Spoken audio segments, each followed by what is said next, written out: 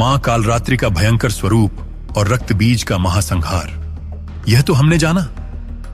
लेकिन क्या आप जानते हैं उस महासंग्राम के बाद क्या हुआ? जब देवी पार्वती दुष्टों का संहार करके कैलाश लौटी तो उनका वही कृष्णवर्णी काला स्वरूप स्थायी हो गया। और कैसे अपने उस काले स्वरूप से मुक्त होकर देवी पार्वती शंख और चंद्रमा से भी अधिक गौरवर्णी बनी। आज हम जानेंगे नवरात्रि के 8वें दिन की अधिष्ठात्री परम पवित्र मां महागौरी की यही अद्भुत गाथा। कहानी शुरू करने से पहले कमेंट में लिखिए जय मां महागौरी और लाइक और सब्सक्राइब करके हमें अपना समर्थन दीजिए। यह कथा ठीक वहीं से आरंभ होती है जहां 7वें दिन की कथा ने विश्राम लिया था। रक्त बीज, शुंभ और निशुंभ सभी का संहार हो चुका था। ब्रह्मांड में पुनः शांति थी। किंतु इस महासंग्राम के पश्चात देवी पार्वती के साथ एक विचित्र घटना घटी। युद्ध की समाप्ति के बाद उनका कालरात्रि स्वरूप और उस स्वरूप का कृष्ण वर्ण उनके शरीर पर स्थायी हो गया। उनका जो मूल गौर वर्ण अर्थात गोरा रंग था वह उस कालिमा के नीचे छिप गया। जब देवी पार्वती युद्ध के बाद कैलाश लौटी तो भगवान शिव उन्हें देखकर मुस्कुरा उठे। वे अपनी प्रिय पत्नी को स्नेहवश परिहास में छेड़ने लगे। उन्होंने उनके कृष्ण वर्ण को देखकर उन्हें काली या श्यामा कहकर पुकारना आरंभ कर दिया। भगवान शिव का यह परिहास देवी पार्वती को अच्छा नहीं लगा। वे अपने पति की गौरवर्णी पत्नी के रूप में जानी जाती थीं, किंतु अब वे काली कहलाने लगी थीं। वे अपने मूल गौरवर्ण को वापस पाने के लिए व्याकुल हो उठी। देवी पार्वती ने दृढ़ निश्चय किया। वे कैलाश छोड़कर एक बार फिर घोर तपस्या करने के लिए वन में चली गईं। इस बार उन्होंने अपने गौर वर्ण को वापस पाने के लिए परमपिता ब्रह्मा की तपस्या आरंभ की। वे वर्षों तक बिना हिले डुले कठोर तप में लीन रहीं। उनकी कठोर तपस्या से प्रसन्न होकर परमपिता ब्रह्मा प्रकट हुए। ब्रह्मा जी ने कहा, हे देवी, आपकी तपस्या से मैं प्रसन्न हूं।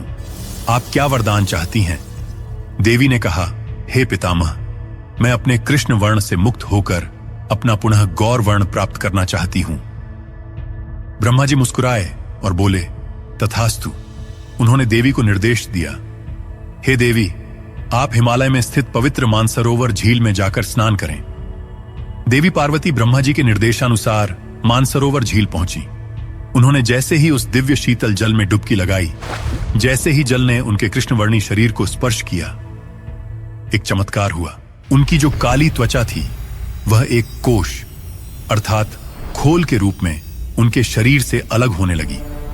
और उस काली खोल के हटने के बाद जल के भीतर से देवी पार्वती का मूल स्वरूप प्रकट हुआ। वे महागौरी थीं।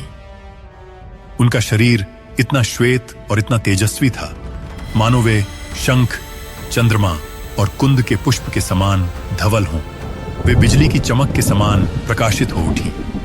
मां महागौरी का स्वरूप परम शांत और पवित्र है। वे 8 वर्ष की कन्या के रूप में पूजी जाती हैं। वे श्वेत वस्त्र धारण करती हैं और उनका वाहन भी एक श्वेत बैल है। उनकी 4 भुजाएं हैं जिनमें वे त्रिशूल, डमरू, वृद्ध मुद्रा और अभय मुद्रा धारण करती हैं। वे भक्तों के जन्म जन्म के पापों को धो डालती हैं। तो यह थी पवित्रता की देवी मां महागौरी की अलौकिक गाथा। यह है नवरात्रि की 9 दिव्य रात्रियों में से 8वें दिन की पावन कथा। लेकिन इन 8 दिनों की यात्रा के बाद जब देवी तप, युद्ध और पवित्रता सभी को पार कर लेती हैं, तब उनका अंतिम और सर्वोच्च स्वरूप कौन सा है? कौन है वह देवी जो भक्तों को अणिमा, महिमा जैसी समस्त सिद्धियां प्रदान करती हैं? और क्यों वे कहलाएं मां सिद्धिदात्री? अगर आपको यह कथा पसंद आई हो तो वीडियो को लाइक और शेयर अवश्य करें और कमेंट में जय माता दी लिखें। और कल की कथा को सबसे पहले देखने के लिए चैनल को सब्सक्राइब करके बेल आइकॉन अवश्य दबाएं।